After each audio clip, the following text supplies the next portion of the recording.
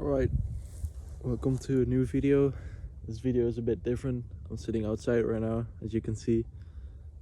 It's a beautiful day. It's actually crazy. Like, what the hell?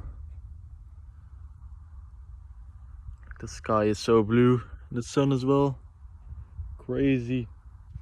So, I have like one hike that I do. Well, hike. It's like 1 hour of walking. And it just really makes my mind clear, and I can actually like think about stuff so well for some reason. And it feels like my mind expands. Like I have more capacity to think, like the world is endless. And I think I want all of you to find this thing, to do stuff and find a thing that just will make your mind expand, that will make you feel like you can think beyond the horizon, right? That you can think beyond other people's opinions, because in the end you only have yourself. And like right now I'm sitting in the grass, myself, on my own. That's all you have. So I really want all of you to find something like that. And I was thinking about like what makes someone else different from someone else, right? Like if we have two people but they are different persons, like what actually makes them different? And when I was thinking about that, I asked myself a few questions, and I realized that asking questions is a really good way to get answers. Not necessarily asking questions, but making them simpler, right? And breaking them down. The first question I asked myself was, what makes a person themselves, right? If I look at myself, like what makes me me? And I thought a little, and I think what makes me me is the things that I do. Of course, I look different than other people. Like I'm white. I'm a different race than other people. I have glasses. Some people don't. I had braces. I don't know. You look different. But I think deep down, everything comes from behavior. Alright, like the behavior we have, that is the person we are. Like if you have the option to go to a party and you go or you don't go, I think that behavior makes a difference between us and other people. Because I may choose to not go and you do choose to go. That means you like to go partying and I don't. Or maybe there's some other reason for that. So we kind of can give each other's labels because of the way we interact with the world, the way we do stuff, the way we behave. And then the next question I ask myself is, if behavior is something that differentiates me from the world, how can I look at behavior from other people, from myself? Like what makes that behavior? And I think when I thought about it a little bit, it came down to the choices you make, like in everyday life.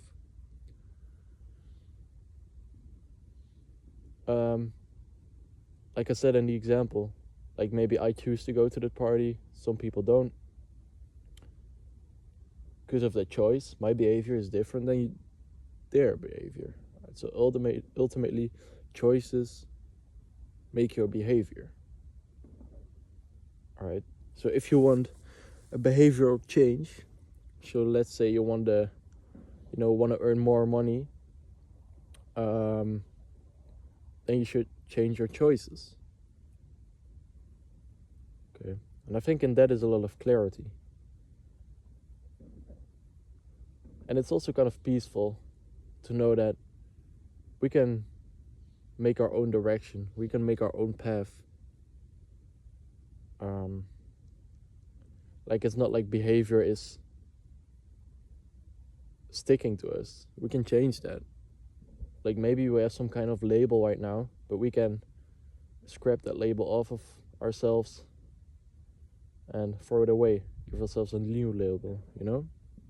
Change in behavior. That will give yourself a new label. And when I thought about this, I thought about my first book that I read. It was Atomic Habits. I read it 3 years ago, and I always remembered like one thing from it, and it was that if winners and losers have the same goals, what differentiates them? And when I think about it, people have the same goals, right? Not everybody, but everybody wants to earn more money. Everybody wants to be more healthy, stuff like that. But what makes a difference is the process itself, right? Like, if you look at two world-class football, we call it here soccer players, not two world-class, but one world-class and one amateur. All right, that's kind of good, but not like professional, you know, like semi-pro, professional. Like, what is the difference between them? Probably the professional, after a game, he will go with his team if he took a loss and look at what went wrong, right? Improve himself. Think about what went wrong and try to make a picture in his head how he can do it better next time, all right? Making a new tactic, improving. When you look at the semi-professional, he could maybe do that as well, but probably 99% of them would just go hang out with their team, drink something, and not look at that match again, all right? Because they've lost and it's all right. Like next week is a new week to play a game. But they still have the same goal. Damn, I'm sorry for my allergies. But they still have the same goal. Like the goal is to win the game. Alright, so yeah. Now, most of you are probably not athletes. Well, you probably play sports, but not like professionally, or semi-professionally. So how can we make this adapt into our daily life?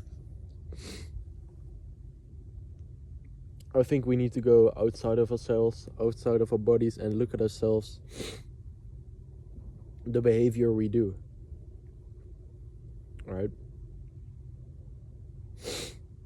When we look at the behavior we do, we can also see the behavior we don't like, the behavior we do like, and the behavior that we want to add. All right? And that all comes down to changing yourself, making a change in your behavior. And in that way, you will change the process. And yeah. And I think if you have found a process that actually works, you can do it over and over again. Alright, process and systems. I think we should focus more on process and systems than actually the goal. Oh wow, I think I'm seeing a rabbit. Alright, so I just made the video and I said I was looking at this rabbit. Yeah, it's not really a rabbit, I would say. It's more like a piece of plastic, but close enough. In my head it was cooler, but yeah, you just see what you want to see, I guess. Oh.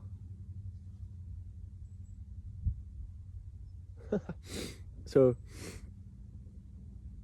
the difference is in process and systems. Now, of course, goals are good for setting a direction, but I think if you can work without a goal, right? If you can jump into the unknown, I think that's a skill that will get you far in life. So I think we should have a season where we work without goals, right? Kind of experiment with that, trial and error. See what works, see what doesn't, see what adds value to your process, see what doesn't take value, doesn't give value to your process. And also with goals, see what works and what doesn't.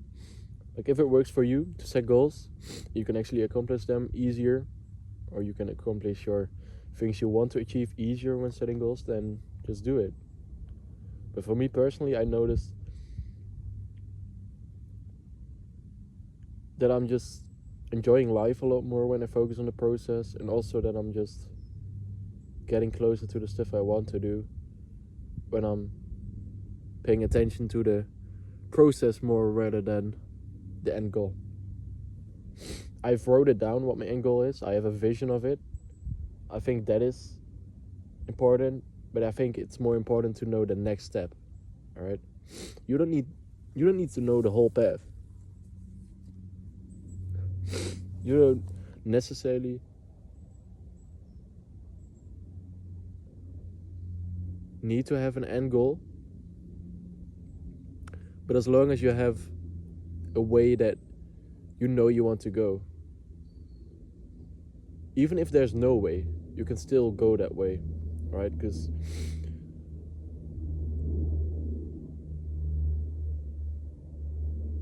there where will is a path. So if we have the will to do something and we get better 1% every day, we make one step forward towards the thing we want to do. With the will that we have, we will create a path for ourselves. Now I think when you think about it, when you're driving in a car, you only need to know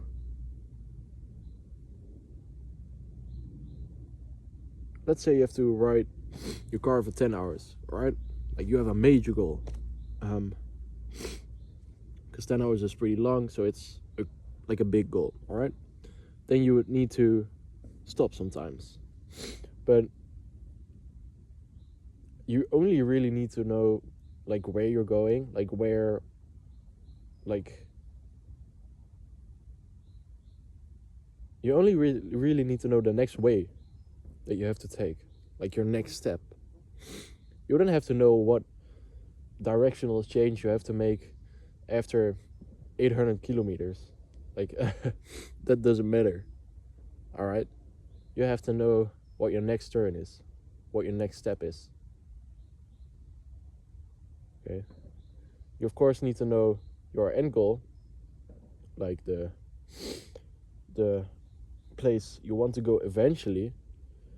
But I think we don't necessarily need to put it as an end goal, but more a thing we see in our heads. All right, like you should try and make it clearer, but you can also go towards that angle if it's not clear yet. You can just go towards it. All right, so I just finished filming the video, and I wanted to come back on like setting goals and the end goal. I think I can make it more clear and say it more clearer by saying that you don't necessarily need to know the end goal. You just need to know the direction you have to go and your next step. I think adding the direction part is really important, so that's why I'm adding this in. Like I don't have a clear end goal for myself right now. I know my next steps this year, and I can just, because you will always meet new people, you will always do different stuff, your values change, your norms will change. So I think it's good to just focus on the process more and the system rather than the end goal, because a lot of times your goals will change, but process, if you've made a good process, it will stick to you. You will learn from that process. From setting goals, you can learn, I guess, as well, but not as much making process.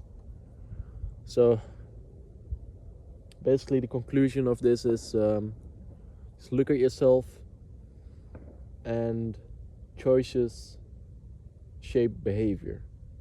So look at your choices, what you make, what you want to stand for, what behavior you want to do eventually in life, and what choices someone does that is in that life already.